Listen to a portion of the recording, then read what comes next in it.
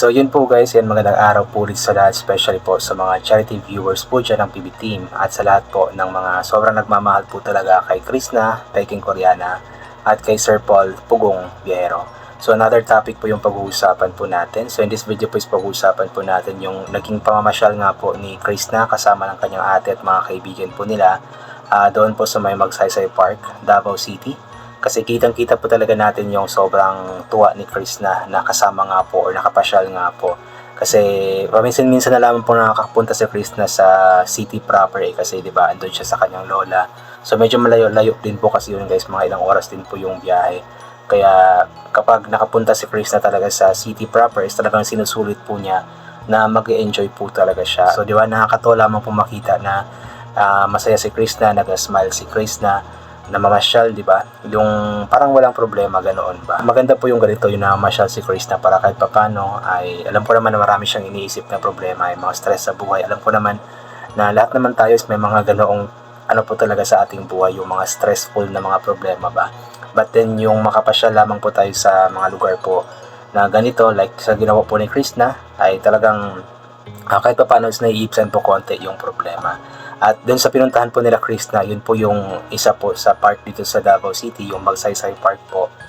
Siguro kung talagang supporter po kayo ng PB Team at saka parang nakikurious po kayo sa mga lumad or mga katutubo po dito sa Davao City.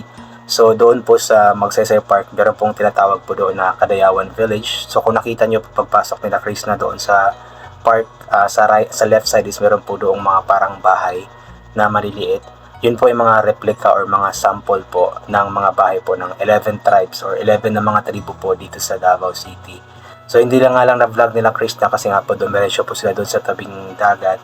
Pero kung halimbawa makapunta po kayo dito sa Davao, so mas maganda po yung puntahan nyo po yung Kadayawan Village po. Kasi makikita nyo po doon kung yung 11 na iba't ibang replica or iba't ibang mga sample po ng mga bahay ng mga katutubo dito sa Davao City po. I believe meron pong 5 na lumad tribes dito sa Davao City, tapos 6 po na Moro tribes or Muslim tribes po dito sa Davao City. At yung lugar po na yun po guys, yung Magsaysay Park is din po ako tumatambay dati nung nagtatrabaho po ako sa downtown area sa city proper po talaga. Hindi naman always, pero may mga times na pumupunta po ako doon, like kapag may kailangan, kasi doon sa loob po ng Magsaysay Park is andun po yung COMELEC or Commission on Election. So, minsan may mga kailangan akong puntahan doon or i-process. So, doon ako tumatambay sa tinambayan nila Krishna. Kasi dati doon is wala pa yung wala pang coastal road doon, wala pa yung tulay. Kung nakita niyo po merong tulay doon. So, wala pa yung tulay doon dati. So, pero marami ng mga bangka doon at nakakatuwang makita yung mga maliliit na bangka po doon ba. And kitang-kita po natin na masayang-masaya nga po si Krishna sa kanilang ginagawa nga po na pamamasyal. Mga pagkain, nakakatuwa din po kasi nanilibre na po niya ng pagkain ng kanyang mga kaibigan, ng kanyang ate. So malaking tulong po yung kanyang pag-vlog dahil kahit paano is napapakain po niya yung mga kaibigan po niya, yung mga kasama po niya. At ang maganda rin dito sa pag-vlog ni Krishna kasi nag-enjoy na po siya, kumikita pa siya, di ba? So nag-enjoy siya sa pamamasyal po nila habang kumikita nga po siya sa ads nga po sa kanyang vlogs. And also dun po sa yung nagpakabit po sila ng tempered glass. So yung sa mga hindi po nakakaalam, yung dati pong trabaho ni Krishna is yun pong tagakabit po ng tempered glass nga po ng isang cellphone. So yun, talagang andun pa rin po yung skill or yung galing ni Krishna sa pagkakabit nga po ng tempered glass. At siya nga po yung nag-volunteer na siya po yung magkabit ng tempered glass imbis na yung nagbebenta po doon. So parang namimiss mo ni Krishna yung kanyang dating trabaho po kasi yun po talaga yung naging trabaho po niya ng mga ilang buwan or ilang taon din po. So nakakamiss din naman po talaga yung ganoon. So mas maganda yung ganoon, nakikita po natin kung ano yung dating ginagawa ni Krishna. So yun, nakakatuwa lamang po na marunong pa rin po siya kasi mahirap po yung magkabit ng mahirap pong magkabit ng tempered glass kasi nagbabubbles po yun kapag hindi ka marunong. But then si Krishna, since marunong po siya, sanay po siya, kaya nagawa po niya kaagad. Ayun, kaya yun, nakakatuwa lamang po in hoping na sa susunod na vlog ni Krishna is another journey, another vlog na makabuluhan, another vlog po na matutuwa po tayo. Kaya abangan po natin yung mga susunod pa na mga uploads ni Krishna sa kanyang YouTube channel. So ito, pabasahin po natin yung ilan po sa mga komento ng mga taong natutuwa po kay Krishna. Yan, from Riza Ramos, nakakatuwa, nakasmile ka na Chris, patuloy lang ang vlog Chris, marami ang nagmamahal sa'yo tay, hindi ka namin iwan, humble at huwag laki ulo, love ya. Ayan, yun nga po, nakakatuwa lang po na makita na nakasmile nga po si Chris na, although alam ko na sa loob ng kanyang puso is merong something na kirot, but then at least kahit paano is naging masaya po siya kasama ang kanyang mga kaibigan, ang kanyang ate, di ba, namamasyal po sila. Kaya nakakatuwa na rin pong panoorin. Ani Kasidsid, Chris na ituloy mo pag-aaral mo kasi kumikita ka naman sa pag-vlog mo, para din sa sarili mo yon, iba ang may natapos at matuto kang maging masinop din sa pera. Yun, maganda po yun, hoping na at least kahit paano makapagtapos nga po si Chris na, kasi malaki nga po yung may tutulong po nun sa kanya. Kasi pagdating nga po sa vlogging or sa social media, hindi po talaga stable, so hindi natin alam yung mga susunod na mangyayari sa susunod na panahon, baka biglang humina yung views, ganito, ganyan. Hindi natin alam yung mga possible na mangyari. So, mas okay po yung nakapagtapos po siya ng kanyang pag-aaral para kahit paano, meron siyang backup nga po dahil nga po nakapagtapos po siya. Leticia Abanera, kahit saan ka magpunta, daming makapansin sa'yo kasi ang ganda mo. Kung ano ka, ikaw yun, hindi magabago sa tao, just lang makapabago sa atin.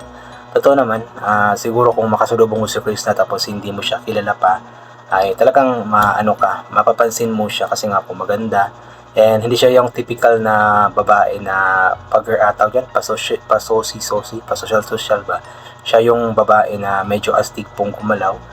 Parang kung napanood niyo po yung mga palabas po dati ni Angel Locsin, di ba, ganoon po yung galawan po eh, merong pagka-astig-astig, babae yung puso pero yung galaw is astig na astig, di ba? Which is nakakatuwa po yung tignan, kaya mapapansin po talaga siya ng mga tao, especially na napakaganda pa po niya.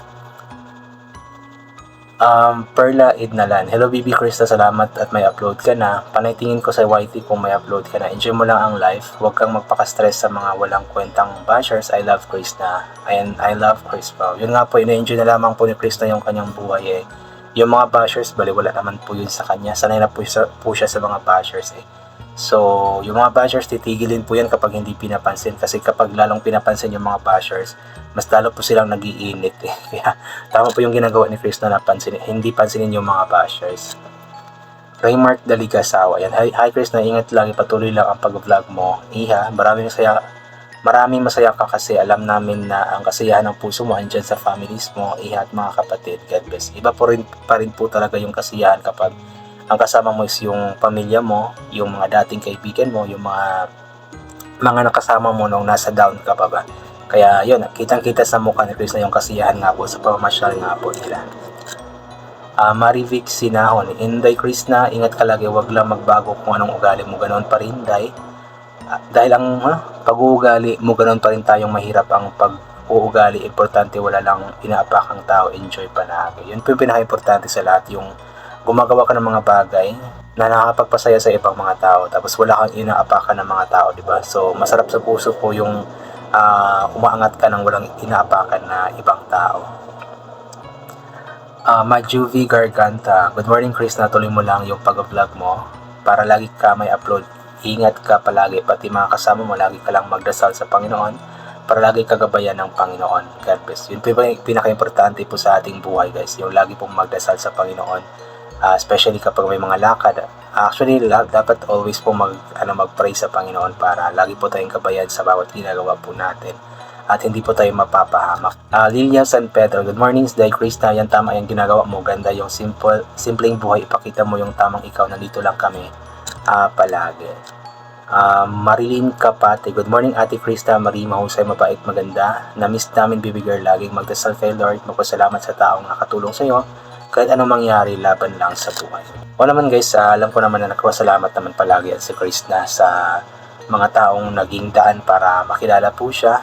Hindi naman kailangan na palaging sabihin po siguro sa video, pero I'm sure naman deep inside is malaki yung pasasalamat ni Chris na. So anyway po, I think hanggang dito na lamang po muna itong gagawin ko na reaction video. So God bless po and bye for now po.